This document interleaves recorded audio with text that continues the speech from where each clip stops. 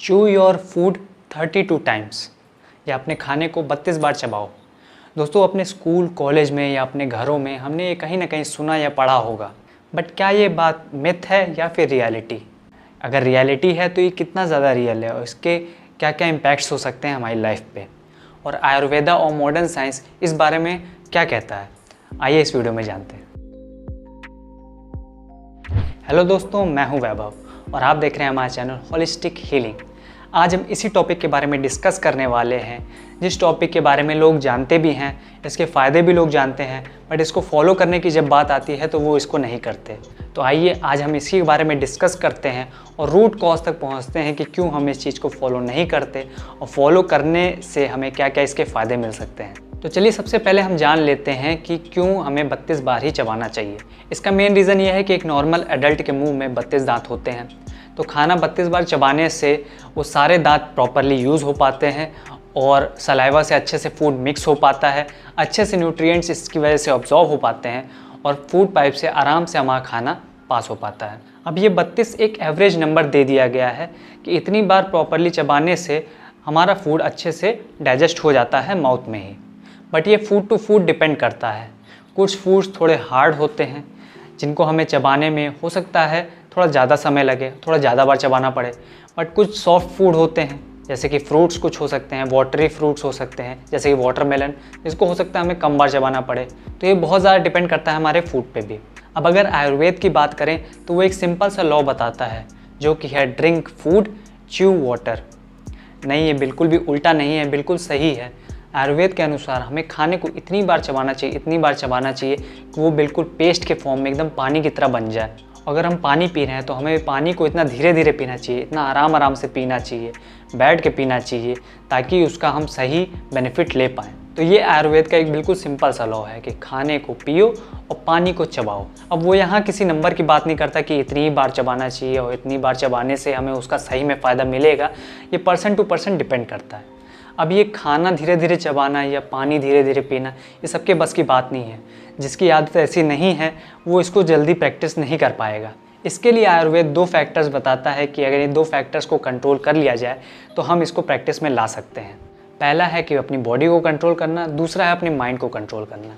पहला है कि बॉडी कंट्रोल करना, मतलब कि हमें पहले कुछ तैयारी करनी पड़ेगी खाना खाने से पहले, जिसमें कि कोई डिस्ट्रैक्शन ना हो, ना कोई टीवी हो, ना कोई मोबाइल हो, ना कोई पेपर हो, ना कुछ पढ़ाई हो। हम ऐसी चीज़ें करने लगते हैं खाना खाते समय जिससे कि वो टाइम आराम से निकल जाए।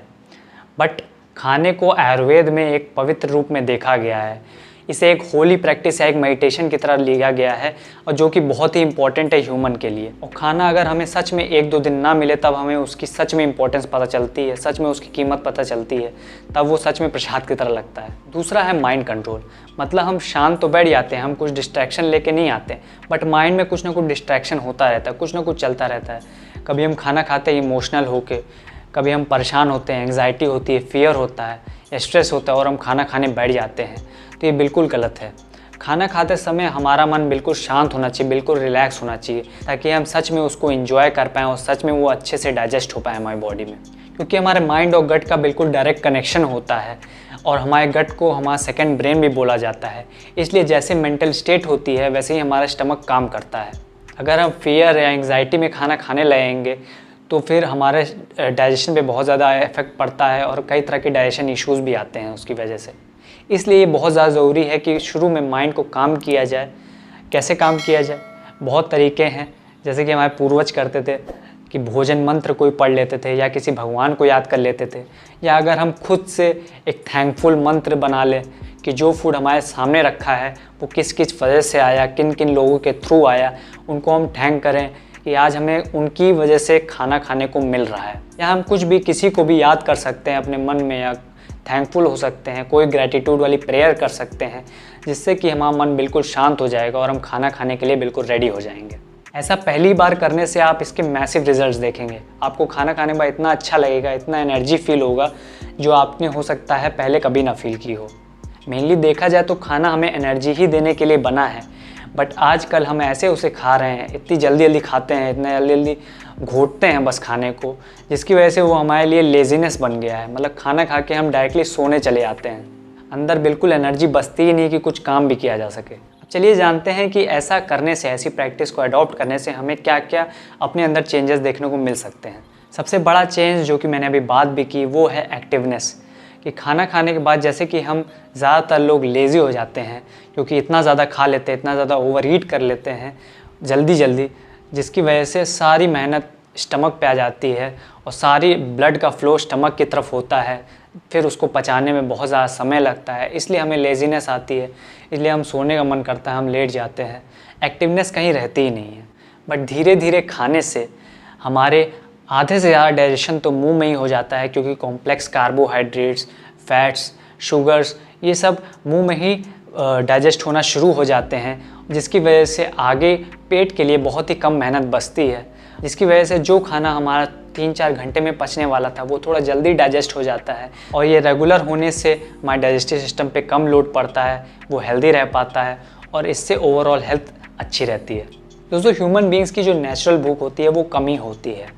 इस चीज़ को वेरीफाई करना अगर हमें है तो हम आज से ही धीरे धीरे खाना शुरू कर दें और हमें खुद ही पता चल जाएगा कि जहां हम रोज़ का 3-4 रोटी खा जाते थे, वहां धीरे धीरे खाने से हम 1 ही 2 रोटी खा पा रहे हैं। क्योंकि रियल में हमारी भूख बहुत ज़्यादा नहीं है, बट हम जानबूझ के जल्दी जल्दी खा के हम उसे बढ़ा रहे हैं। हम जानबूझ के अपने डाइजेस्टिव सिस्टम को बहुत ज़्यादा ओवरलोड कर रहे हैं। क्योंकि नेचुरल जो ह्यूमन बींग्स की ईटिंग विंडो होती है वो 15 से 20 मिनट होती है।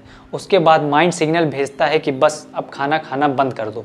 तो 15-20 मिनट के अंदर हम जितना खाते हैं वही हमारे लिए बहुत होता है और उससे ज़्यादा हमें खाने की ज़रूरत नहीं होती है।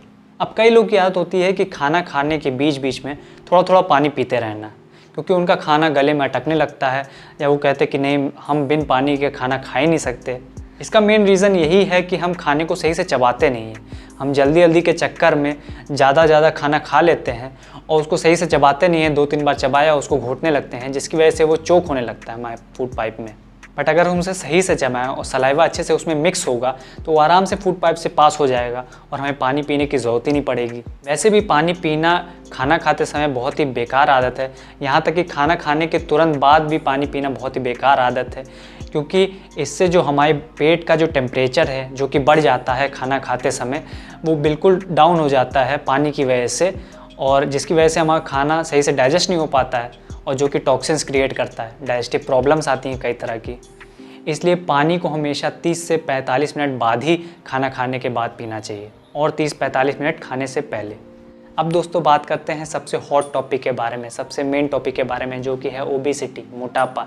ओबेसिटी का मेन कारण है इनडाइजेशन, खाना सही से ना पचना, जो कि मेनली शुरुआत होता है हमारे मुंह से ही, क्योंकि हम खाने को सही से चबाते नहीं हैं। तो वही मेन कारण हो जाता है हमारे डाइजेस्टिव प्रॉब्लम का और उससे पैदा होती है ओबेसिटी। इसलिए खाने को सही से चबाना बहुत ज़्यादा ज़रूरी है। इससे एक हेल्दी वेट बैलेंस्ड हो पाता है, एक हेल्दी वेट मेंटेन होता है, जिससे कि ना ज़्यादा आप मोटे होते हैं ना ज़्यादा पतले होते हैं, एक हेल्दी वेट बना रहता है। एक और जो चीज़ है दोस्तों बहुत ही इंपॉर्टेंट, वो है न्यूट्रिशनल डिफिशियंसीज़, जो आजकल बहुत ज़्यादा कॉमन है कि हमारे अंदर कई तरह के विटामिन्स की, कई तरह के मिनरल्स की डिफिशियंसी हो जाती है। उन डिफिशियंसी का कारण भी मेनली है हमारा चबाना। कई बार हम देखते हैं कि हम कई तरह के नट्स खाते हैं, कई तरह के फ्रूट्स खाते हैं, बट फिर भी हमारे अंदर विटामिन्स की कमी होती है, मिनरल्स की कमी होती है। उसका कहीं ना कहीं मेन कारण यही है। और फिर जाने अनजाने हम विटामिन्स और मिनरल्स की टैबलेट्स खाने लगते हैं, जो नो डाउट कि फ़ायदा करती हैं, बट उनसे अच्छा हम अगर हेल्दी और नेचुरल चीज़ें खाएं तो ज़्यादा अच्छा है। एक हेल्दी हैबिट्स को अपने अंदर अपनाएं, जिससे कि हमें इन दवाइयों पे निर्भर होने की ज़रूरत ही नहीं पड़ेगी। जैसे कि आयुर्वेद भी कहता है कि फूड इज़ द मेडिसिन। तो अगर हम इसे ही सही से खा पाएँ, सही तरीके से खाएँ, तो हमें किसी भी तरह की मेडिसिन की ज़रूरत नहीं पड़ेगी, क्योंकि हमारे खाने के अंदर ही इतनी पावर है कि वो हमें अच्छे से हील कर पाए। आज कई बड़े सेलिब्रिटीज़ और एक्टर्स इस आदत को फॉलो कर रहे हैं, और उनमें एक एग्जांपल है आर माधवन सर और संदीप माहेश्वरी सर, जिन्होंने इस चीज़ को फॉलो करके बहुत सारे हेल्थ बेनिफिट्स पाए हैं। और अगर आपको उनकी हेल्थ जर्नी जाननी है तो मैंने वीडियो लिंक दिया है दोनों वीडियो का नीचे डिस्क्रिप्शन में, आप ज़रूर जाके उसको वॉच करिए। आपको बहुत ज़्यादा इंस्पिरेशन मिलेगी और ज़्यादा नॉलेज मिलेगी इस रूल के ऊपर। तो थैंक यू दोस्तों इस वीडियो को देखने के लिए। अगर ये पसंद आए तो इसे बिग लाइक कर देना, शेयर करिए अपने फैमिली और फ्रेंड्स के साथ, कमेंट करिए अपने अच्छे इस वीडियो के बारे में। फिर मिलता हूँ मैं अगले वीडियो टॉपिक के साथ, तब तक के लिए गुड बाय, टेक केयर।